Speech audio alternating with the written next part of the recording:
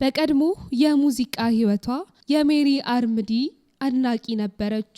እንደውም ሙዚቃን እንድትጀምር መሰረት የሆነቻት እሷ እንደሆነችም በብዙ ኢንተርቪዎቿ ላይ ተናግራለች። እጅግ ውብና ወፈር ባለ ድምጽ የምትታወቅ ተወዳጅ ድምጻዊትም ነበረች። በሙዚቃው ኢንዱስትሪ በርካታ አልበሞችን አበርክታለች። ከአንጋፋ ሙዚቀኞች ጋር ማቀንቅናለች። ነገር ግን አሁን ላይ የህይወት አቅጣጫዋን ቀይራለች።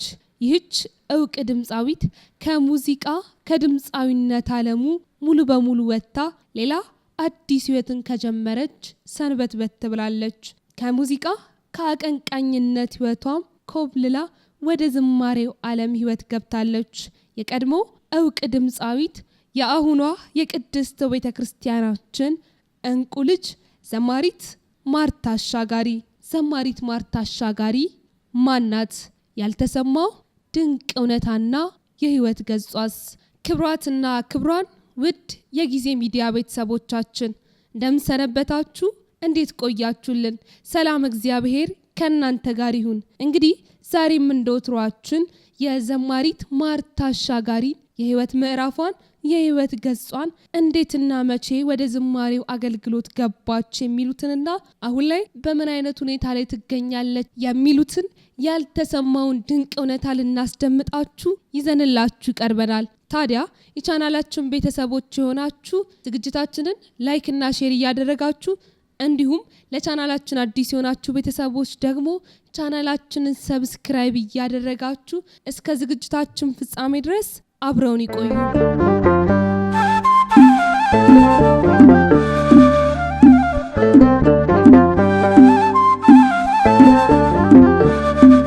በኢትዮጵያ የሙዚቃ ኢንዱስትሪ ታሪክ በጣም ትልቅ ቦታ ከሚሰጧቸው እውቅ እንዲሁም ድንቅ የኢትዮጵያ ድምጻውያን አቀንቃኞች እንስት መካከል ስሟ ተጠቃሽ ነበር።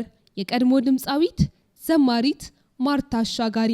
ዘማሪት ማርታ አሻጋሪ እንደምትናገረው በጣም ደጋግ ክርስቲያን ቤተሰቦች እንደተወለደችም ትገልጻለች። የሰንበት ተማሪ አገልጋይ እንደነበረች የምትናገረው ዘማሪት ማርታ አሻጋሪ ወደ ዝማሬው አገልግሎት ከመግባቷ በፊት ግን አሁን ላይ ወደ ቅድስት ቤተክርስቲያን ከመመለሷ በፊት በብዙሃኖቻችን ኢትዮጵያውያን እንደምትታወቀው ታዋቂ ድምጻዊት ወይም የሙዚቃ አቀንቃኝ ነበረች።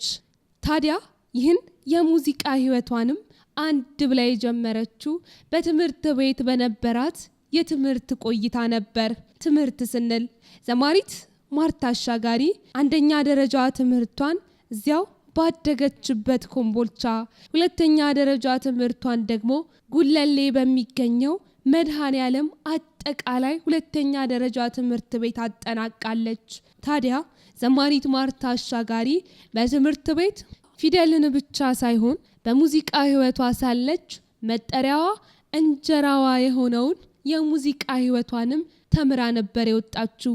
በትምህርት ቤት ሳለችም በተለያዩ ጊዜያቶች አርአያዬ የምትላትን በጣም የምትወዳትን የኢትዮጵያ እውቅ እንስት ድምጻዊት ሜሪ አርምዲን አድናቂና የእርሷን ሙዚቃዎች አቀንቃኝም ነበረች።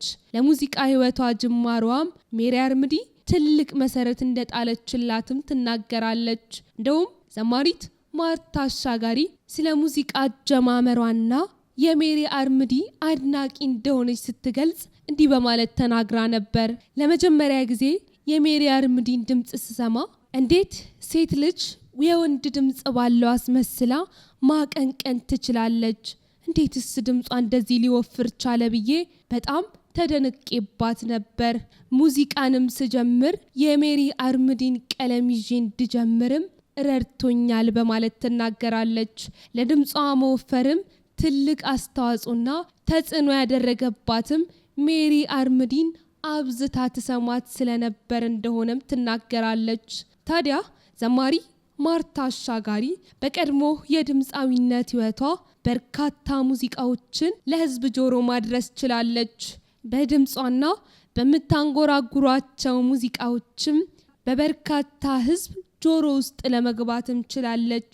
በዚህም የተነሳ ከሌሎች አንጋፋ ሙዚቀኞች ጋር አብራ ካቀነቀነቻቸው ሙዚቃዎች ጋር ወደ 11 የሚጠጉ የሙዚቃ አልበሞችን ወይም ካሴቶችን የሰራች ሲሆን ከነዚህ የሙዚቃ ስራዎችን መካከል አንተ ባለጋሜ፣ የጋራ ነው ፍቅር፣ እንገናኛለንና ሳተናው የተሰኙ ተጠቃሾችና እጅግ በጣም ተወዳጅ ሙዚቃዎቿ ነበሩ።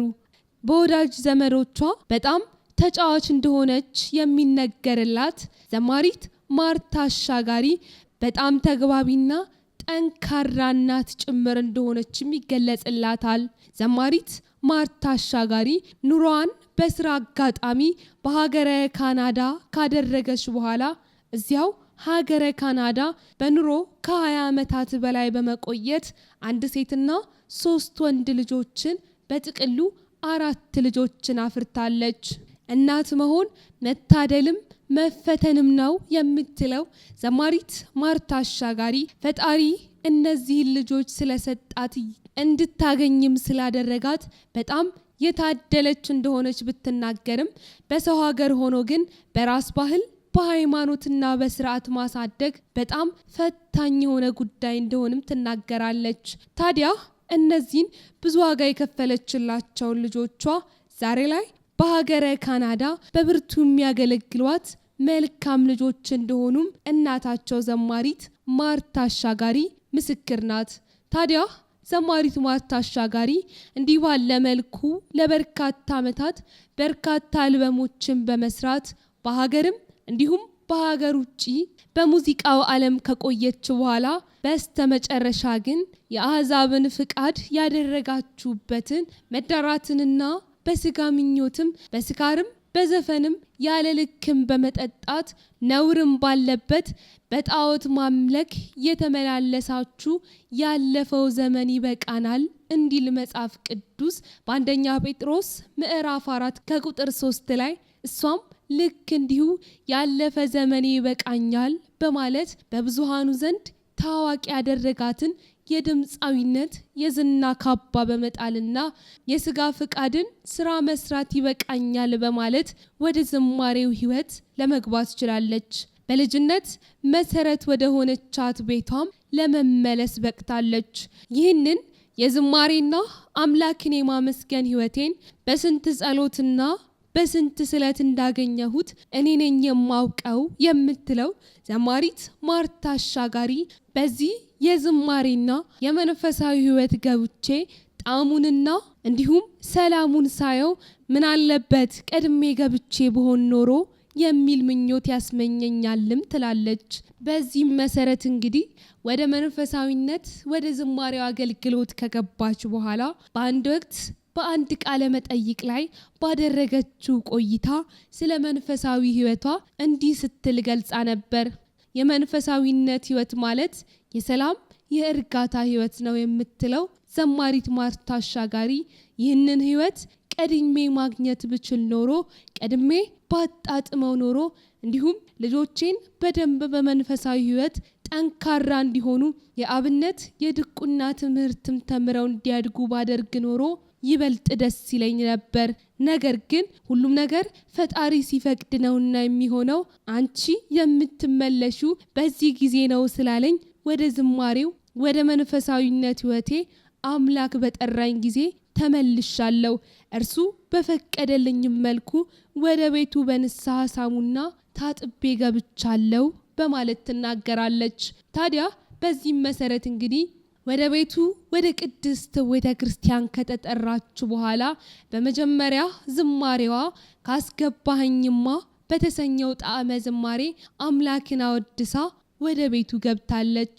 ወደ ዝማሬው ወደ አገልግሎት ህይወቷም ከገባች በኋላ ሙሉ በሙሉ ራሷን ለልዑል እግዚአብሔር ለቅድስት ቤተ ክርስቲያን ሰጥታ በዝማሬው አገልግሎትም እዚያው ባለችበት በሀገረ ካናዳ በተለያዩ ደብሮችና አብያተ ክርስቲያናት እያገለገለችም ትገኛለች።